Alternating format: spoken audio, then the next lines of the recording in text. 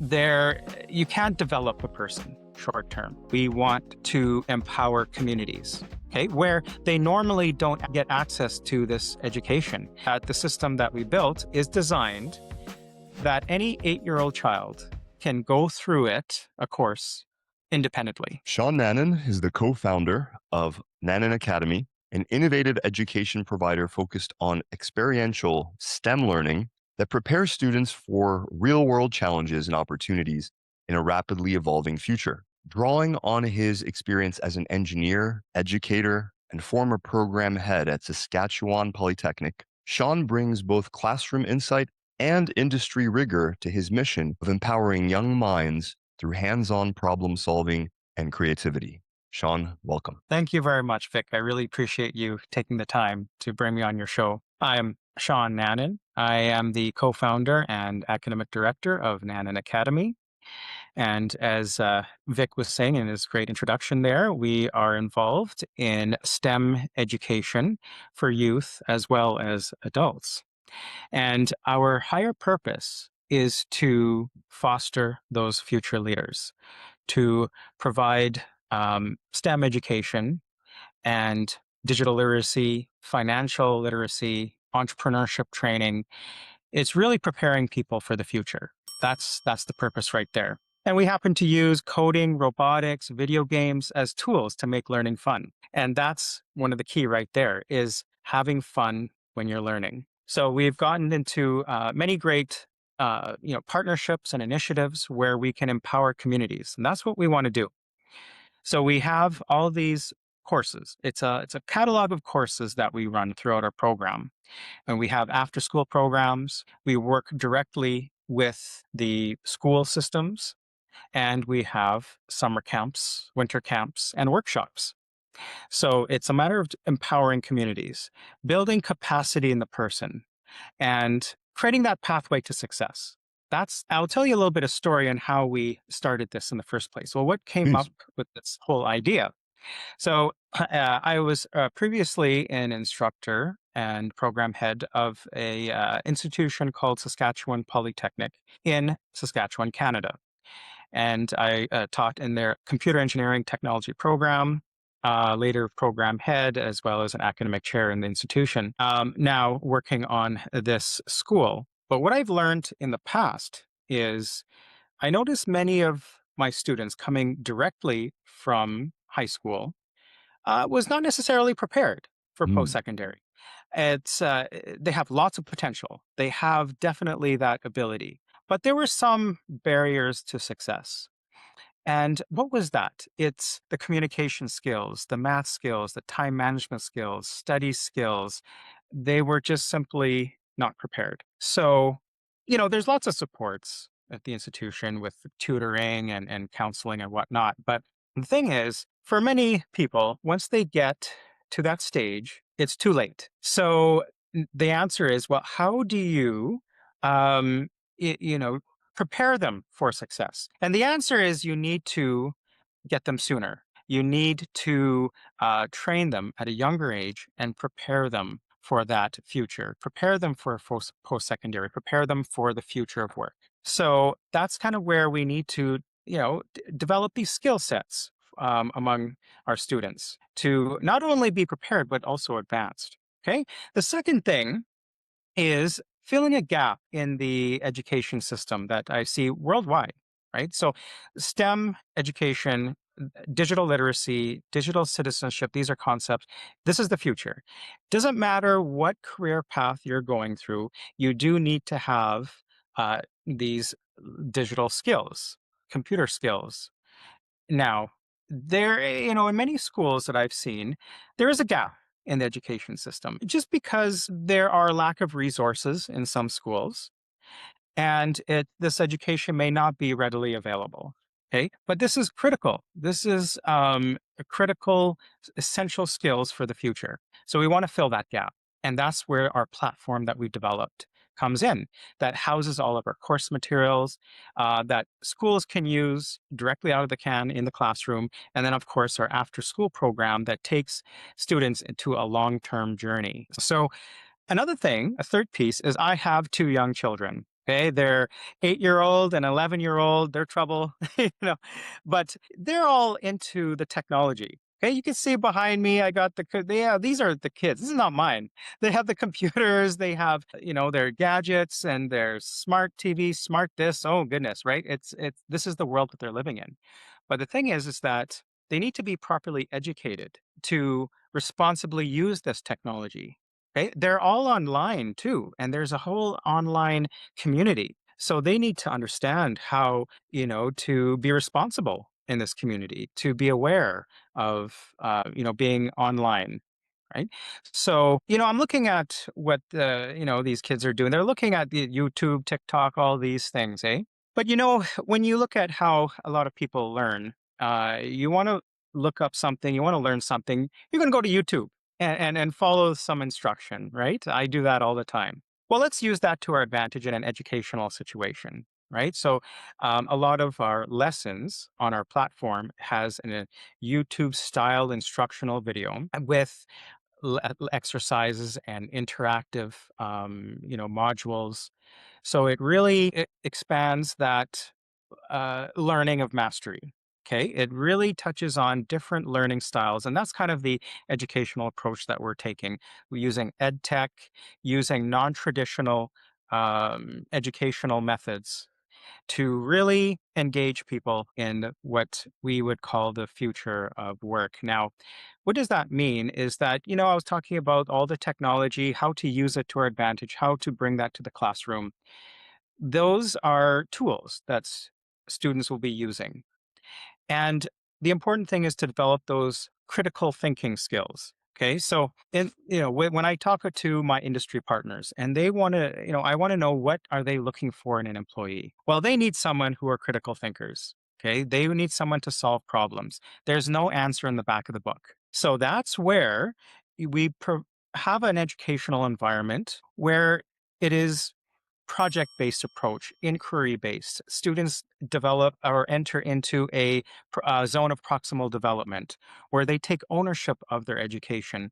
And the purpose of a teacher is to be a facilitator, a cheerleader, not necessarily the sage on the stage lecturing, but someone who can guide the growth of the individual. Because we all have different learning styles, and the traditional education that one size fits all is not the best way to train people for the future. Maybe for the past, okay? Because the education system, the modern education system that we know today, was developed 200 years ago. And the purpose was to pump out assembly line workers. Okay, but that's not the future of work, right? We have robots who are doing assembly line work. But who is developing the robots, right? Those are the critical thinkers that we need to train. So here, we're looking at what is the future of education and integrating educational technology, bringing education to the 21st century and really training people with those essential skills for the future of work.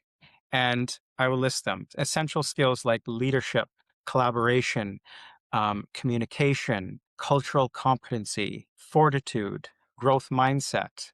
Okay, these are themes of essential skills that are required. How do we develop those skills?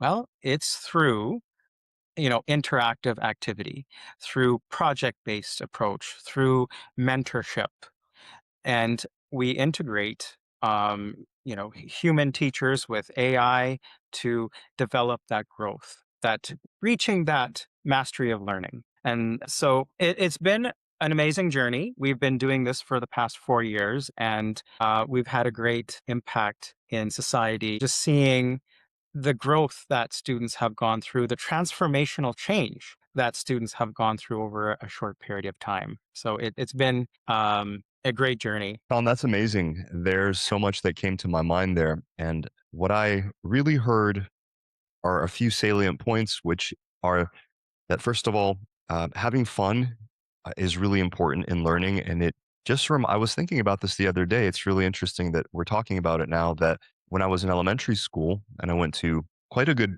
public elementary school in the 90s in Philadelphia. And I can't remember any of my classes except one.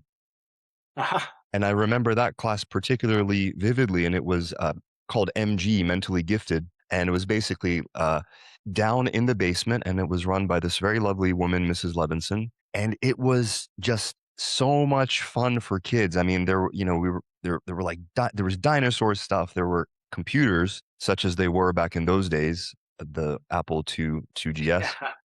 uh, and we played games, and we learned so much. But it wasn't the typical sit, listen, wrote. Not that that's unimportant. Of course, that's you learn a great many things that way.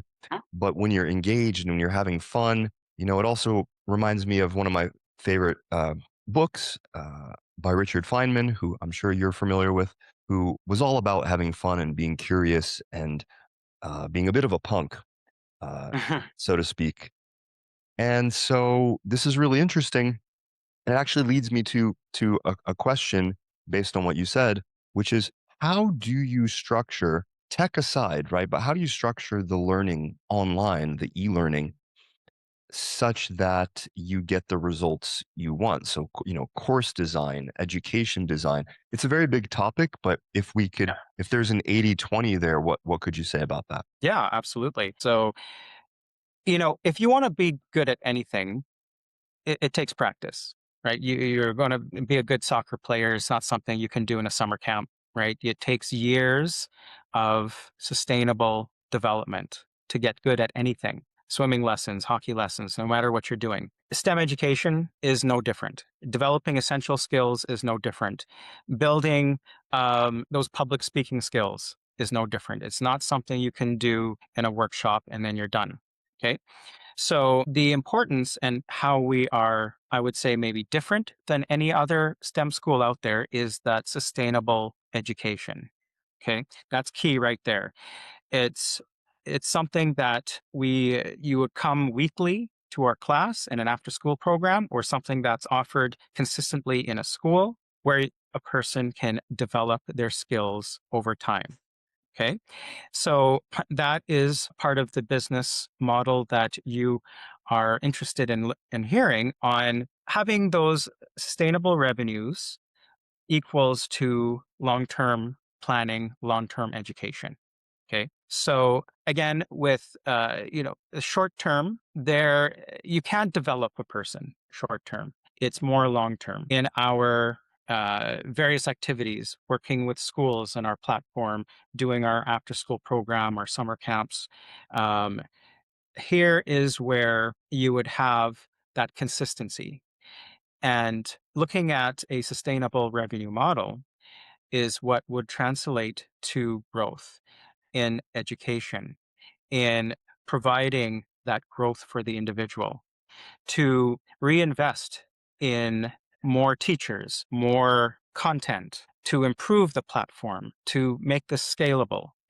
Okay, so that's where one of our initiatives is that we want to empower communities, okay, where they normally don't get access to this education. And we've been working with rural communities, remote communities that normally don't have access. But we want them to be empowered with the best education possible. Okay. But in order to do this and have a long-term sustainable growth, we have a lot of supporters. We get lots of backings from industry that have either provided some sponsorship or donation of laptops, for example.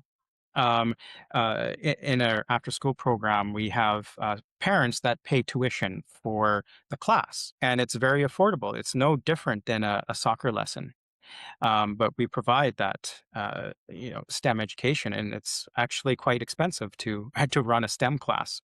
But we want to make it affordable for parents. But um, the consistency is important. Okay, it's not that you're going to come for a couple days or even just one semester. We want to have that sustainable growth for the individual. So, and that's where semester after semester, right, we would have parents that would enroll their children into the class, and we take them on a long-term journey, and that journey can be years. Okay, in our course catalog, we have introductory coding, introductory robotics, going to electric circuits, advanced robotics, entrepreneurship courses, financial literacy courses, game development courses, beginner to advanced, 3D printing. So it is a long-term journey that can take years throughout. Grade 3 is our current youngest student to grade 12. And of course, we have post-secondary level and adult courses as well. But that journey that these students take is over years, right? It's not just one workshop. So having that sustainable model provides sustainable education that can really make a difference for that pathway the individual will take. It's an important method there. So here is where, we're working with many community partners to make this possible. And I will drop a few names, right? So we work with Skills Canada, for example, that works with us with summer camps and workshops. We have a great industry partnership with K+S Potash, who is also supporting us in our First Nations Family STEM program. We work with Enbridge that also provides funding for our community involvement. Yarra International, Yarra Bell Plain have provided some equipment to keep the engine running. So there are, a lot of supporters that have made this possible. This will not be possible without our industry partners. So I have to acknowledge them, give a shout out to those industry partners for making this possible. But the key is the long-term growth. SAS Power is another one who is on board to supporting long-term education. Okay. You can't do something short term. This has to be sustainable education, something long term. And that's where we can have the growth of those individuals and see the results, right? That we have qualitative and quantitative data that shows results, that shows improvement on students were when they first came in to where they are today, right? The results is the most important. And bringing them to a point where they're confident in post-secondary education, or they have the skill sets they need to be successful in industry. Long-term education, long-term growth, and that's how we would invest into the future. Yeah, amazing. And what I heard from that and from the first things that you were saying is that it's not necessarily even that students are lacking in the technical facility or the technical understanding of a particular subject, but it's also the professionalism, so to speak, that surrounds the advancement of oneself, and not just professionalism per se in career, but life professionalism, discipline, Absolutely. ownership, how to study, managing one's time and energy. And as you pointed out too, Sean, the internet is a very powerful dopaminergic tool. So Mhm. and especially younger people are susceptible to abusing it in various ways. Yes. And the deck is stacked against us in that respect as well, because there are people working on that. Very smart people, STEM people, by the way, ironically. So, and that's maybe a good segue into what you were just talking about, which is your business model of Nanan Academy. Sounds like you're partnering with schools. So maybe there's a physical education component there. Then you've got the Yes. e-learning component. Most of our audience is more on the e-learning side, but please run us through the business model and the offerings that you have and who they appeal to. Yes, absolutely. Yeah, absolutely. And so we do offer online, in-person, hybrid. In terms of the in-person, typically when we work with younger children, middle school years, especially, it has to be in person. You don't want them online. If you want to have that social emotional growth, you have to have it in person. Okay. Working directly with schools. Yes, they would use our platform as well. And we have online courses. So it can be done synchronously online, asynchronously online. So there are several different offerings. Okay. So, yeah, in terms of, the model on how we're structured, what we're offering, we have that our platform, I was mentioning, our learning management system. I'll talk a little bit about how that's built and, how we use it. right? It houses our course material. It's very interactive. It's very engaging. As you said, that the things that are most memorable is when you're having fun, right? It's very fun to interact with these tools. So how do we use that? We use it in an after school program. We use it with the schools. We use it in workshops. We use it in summer camps and winter camps. And this is where you would have the e-learning component as pure online courses, right? So students can access the platform and work on courses at their own pace, which is referred to as an asynchronous online. But we also offer, and what we also prefer to offer, is the synchronous online, right? So let's take a course on object-oriented programming in C++.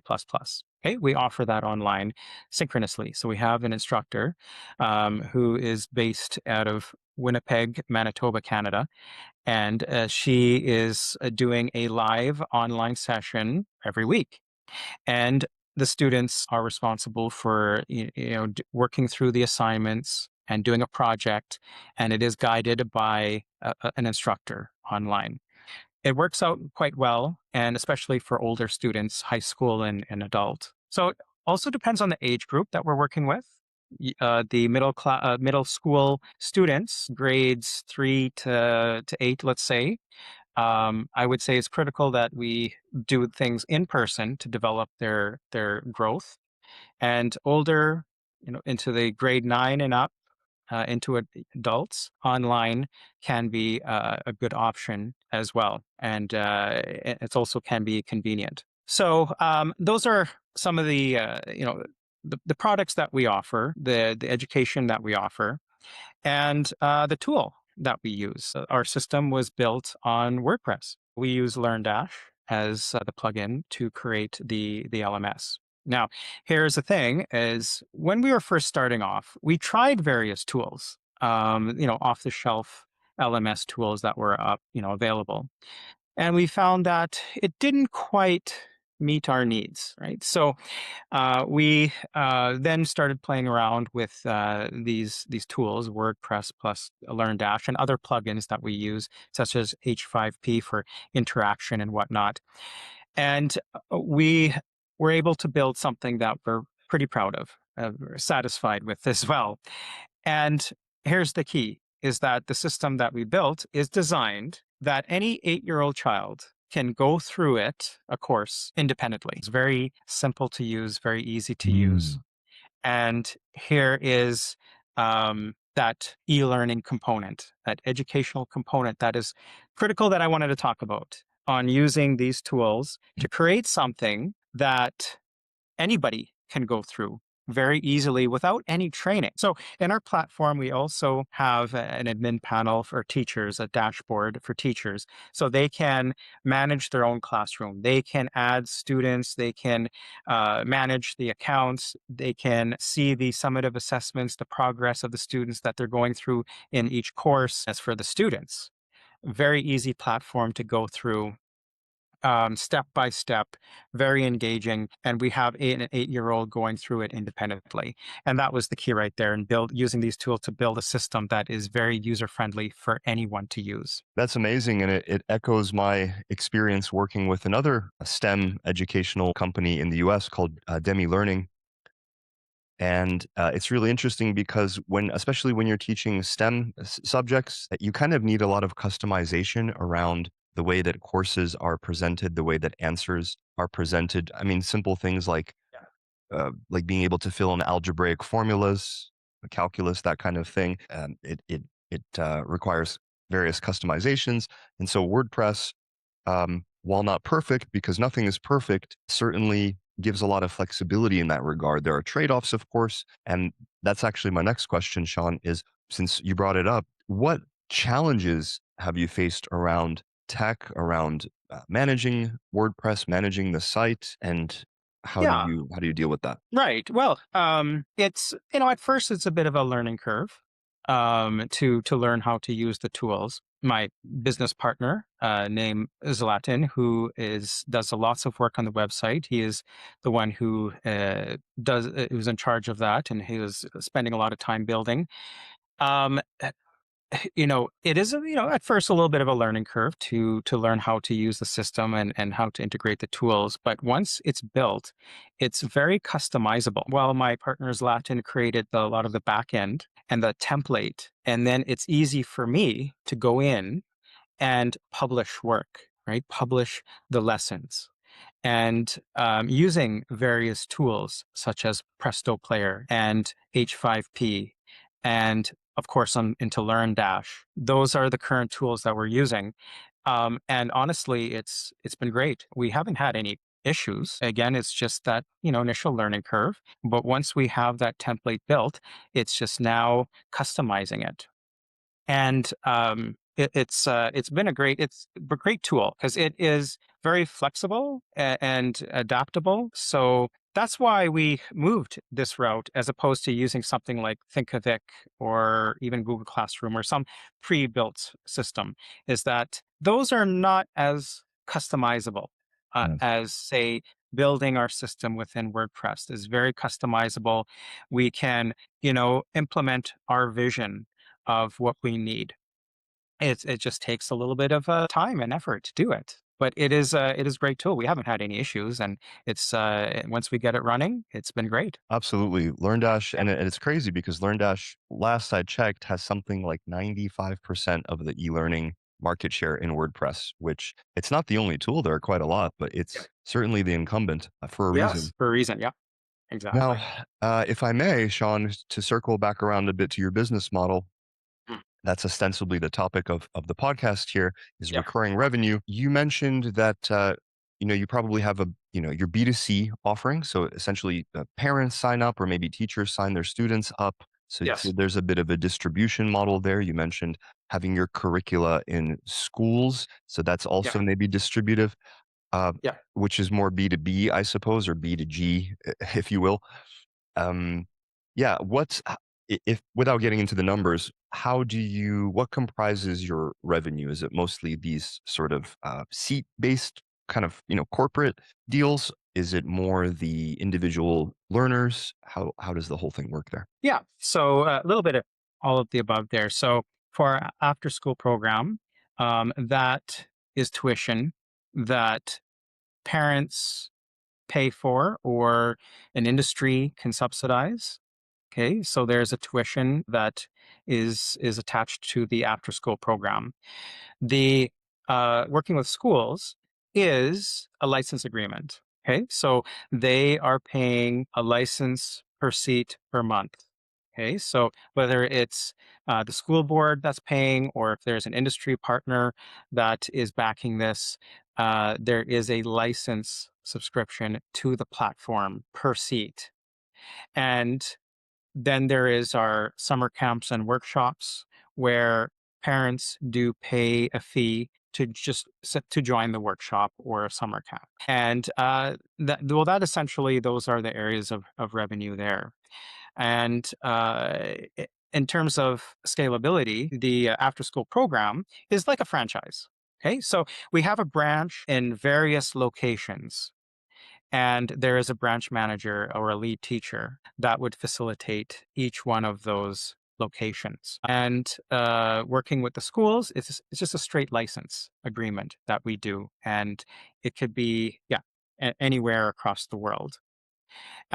Summer camps and workshops are specific to locations Mhm. where parents would register their child for the event. Yeah. Thank you for sharing that. And what just hit me is the past few people I've interviewed, I'm hearing a recurring theme, and I'm hearing it now from you, Sean, is that business is great, earning money is wonderful, paying taxes sucks, but it is what it is. And then you've got what I'm seeing is that in addition to or in conjunction with the business as such, interacting with the community or with various communities and actually getting out there into the real world. Because what I also noticed is that sometimes people have a misconception about a membership site or an e-learning site that you just put up your course.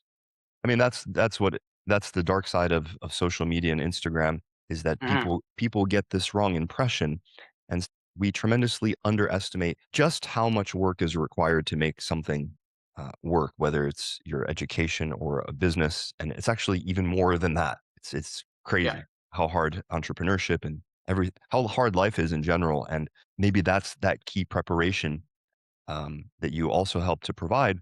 But this engagement with the community, helping people out, and not necessarily to make money, although it will come back around to you, of course, is a running theme that I'm seeing because it endears you, of course. You know, it's not purely a selfless thing. It does endear you to the people who then will come back and support you. But it also probably feels pretty good. Could you speak to that point a little bit, please? Yeah, absolutely. And this is where I will talk about our higher purpose to make social change. This is the driving force, right? So, we're not in it for the money. Maybe someday the money will come, but uh, there's a higher purpose to make that social change. Well, what does that mean exactly? The only way to make change in the world is through education. That's how you have to plant the seed now. So the next these generation of kids, they're going to be our future leaders. So it's in hopes that they can create a future that is better than what we're living today. That connection with the communities, that is key. That's what drives the engine right there. That support from the communities. So we work with various communities, such as the indigenous communities in our area, or other communities in rural areas. We work with schools. We work with various groups. So it's really seeing that change, seeing that impact that we can make on these people who can make future change, in leadership. So that's the driving engine right there. That is our higher purpose, to make social change. And that is, we have a team. Our team is super passionate about our shared values, our vision, and they're out there, making a difference, educating these students and seeing the impact that we can make on these students, on how you see that transformational change, on opening doors.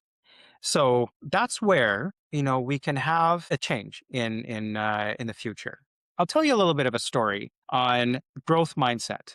Okay, so I was working with a group of middle school students. They were grade 6, and we're doing an esports event. But the theme was on leadership and collaboration, and we were playing Minecraft. So we had 20 students in one world, and here was the goal. I was timing them. They're all in the survival world, and they all have to work together to survive as long as possible. If one person dies, game over. Okay, and I will time them to see how long they can survive. It was an experiment on leadership collaboration to see what they can do. So at the beginning, I expect them to fail, right? I didn't say anything, but I always wanted to see what was going to happen in the social setting. And what I noticed is that there was arguments at first, blaming, finger pointing, and I think maybe they lasted 20 seconds before someone got killed, right? So we paused. Okay, we had a debrief. We talked about leadership, the concept of leadership and collaboration, and wanted to see, well, how can we survive a bit longer? What can we do here? All right. They went back to the game. I started the timer again. This time they lasted a little bit longer. It was 1 minute, 30 seconds. That was great. Okay, but what happened? Well, there was a creeper that killed this person. And I'm like, okay, well, what can you do to help each other out? All right, we had a discussion about these concepts. Then we go back for the third round. What I'm starting to hear is a whole different dynamic. They're like, you're going to build this shelter, you're going to mine for this wood, you're going to do this. They started to work together. And I'm also seeing the group dynamics, that there's someone that even took a leadership role. And and then they were all starting to work together more cooperatively. And then the timer was 12 minutes 50 seconds. They lasted that long. And there was just a skeleton that attacked someone. It was all good, but they lasted much longer than that. Now, okay, we're done with the exercise. We're debriefing. We're talking about the concept. So I asked them, what does leadership mean to you? Can you explain that? And I'm quoting the student. One student said, being a leader doesn't mean that you're the boss. It means you're helping others. Okay, this is a 10-year-old. Another student said, leadership means working together. You can accomplish more as a group than individually. An 11-year-old said that. Okay. Another student said, when is it snack time? So they here we have a 10-year-old that is talking about leadership and supporting others. Now, if this mindset, if this growth mindset continues on, the next generation of leaders can hopefully create a world that is much better than we have today. Okay, so I'm circling back to that. That is that change. That is that growth mindset that we're trying to establish. And, how are we doing this? Using the educational technologies, a video game that everybody Yeah. likes to play, right? And that's the key. They had so much fun doing it. But the important thing is that they learned something that's critical for the future of work. And that is one topic of leadership and collaboration. So that's one example I like to talk about. That's a very wholesome story, Shaun. When you say they learned it experientially, right? That's it. Rather than through a lecture. I mean, lectures are fine. Don't get me wrong, right? But Yeah. it's almost like, I don't know if you've had this experience in your life where you did something or you had some kind of experience, and then later you learned about it more officially, and you felt like you had some kind of edge because you felt it, you tasted it. Yeah. Have you- Absolutely. Yeah, and that goes back to what are my memories from when I was in school, university, high school. It all comes back to the project work, right? It's experiential. It's you're creating something, you're building something, you're going through the pain and blood, sweat, and tears of developing something, learning those skill sets, resiliency, and those technical skills and those analytical skills. That is something that will be carried forward for a lifetime. Those written tests that we used to have, completely forgot about it the day after. You know what I'm saying? So I know I'm guilty of cramming the night before, for an exam, and then you write the exam, and then you forget about it. Right? So, but project work is key, right? And what about group work? Okay, so that's something that also needs to be more fostered in the schools, right? Let's say it's not just individuals sitting at your desk, not talking to another person and getting in trouble for talking. I got into trouble talking in class. Okay, so so you probably could tell. Anyways, well, let's foster some group work. Let's you have a question, go ask your buddy over here. Let's work together and help each other out. Let's work on an actual structured project together, right? And let's figure out the group dynamic. Let's simulate a real world scenario. These are the things that carry through to a lifetime. And I can argue that the soft skills are more Absolutely. important than the technical skills. Most important. You can be a technical genius, but if you cannot communicate, you're not going very far. You're going to be that person stuck in the basement. I mean, if you want that, okay. Yeah. But if you are going to be a leader, if you're going to be an entrepreneur, if you are going to move ahead, you have to be able to communicate. You have to have those presentation skills, those public speaking skills, Yeah. though, an EQ. Okay, you have to have that empathy, right? You have to know how to connect with people. That's critical right there. Okay, that is the most important skill, and that is what we're trying to foster in these students through STEM. For sure. I mean, you don't want to be you don't want to be like a dweeb. You want to be a smart guy that or girl that commands respect and respects themselves, and that requires rounding out and the thing I think people sometimes, especially technical people or highly cerebral people, Yeah. don't realize, and I didn't realize this when I was younger because I was very in that mode, is that the soft skills are also technical. They're just Yes. technical. There's technique to them. Leadership, there's quite a bit of method to that. One of our great clients we've worked with for many years now is Echelon Front, which is Jocko Willink's leadership training company. Right. And incidentally, he has a great series of books that I highly recommend called Way of the Warrior Kid, Oh, good. which teaches leadership through stories and through scenarios. And learning to lead, some people have it comes more naturally to them for whatever reason. But it's certainly something that you could learn: emotional reading the room, Yeah. learning to listen, learning to speak, as you mentioned. These are all Yes. things that round out the personality and allow people to be more successful.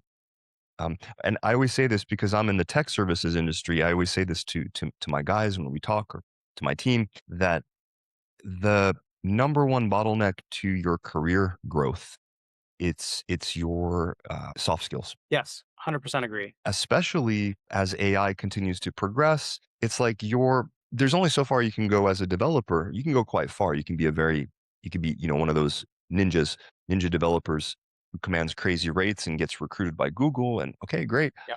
But AI does make a lot of the work a lot faster or even Yes. superfluous. So then it becomes a question of skills like managing a project design, platform design, collaboration, communication, leadership. And those are meta skills that are never really going to go away. Yes. That's right. Yeah, absolutely. And those are critical skills, essential skills for any career path that you're going to take. And you're mentioning AI. That's a tool. It's a really good tool for efficiency, right? So this is, there's a lot of discussion around AI and is it what jobs is going to be replacing and whatnot. But what I can say is never going to replace human imagination and creativity.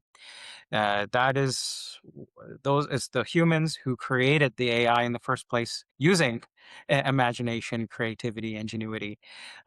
So again, these are just tools, right? The calculator was invented 70 years ago, but it doesn't mean we stop teaching math. Right? It's just a tool that helped us to be more efficient in our work. AI is just another step in the evolutionary scale there. So I can see that it can actually improve if used properly and with proper education. That it improves human cognition and imagination. Why is that? Because we can now focus a little bit more on the bigger picture as opposed to the nitty gritty details there.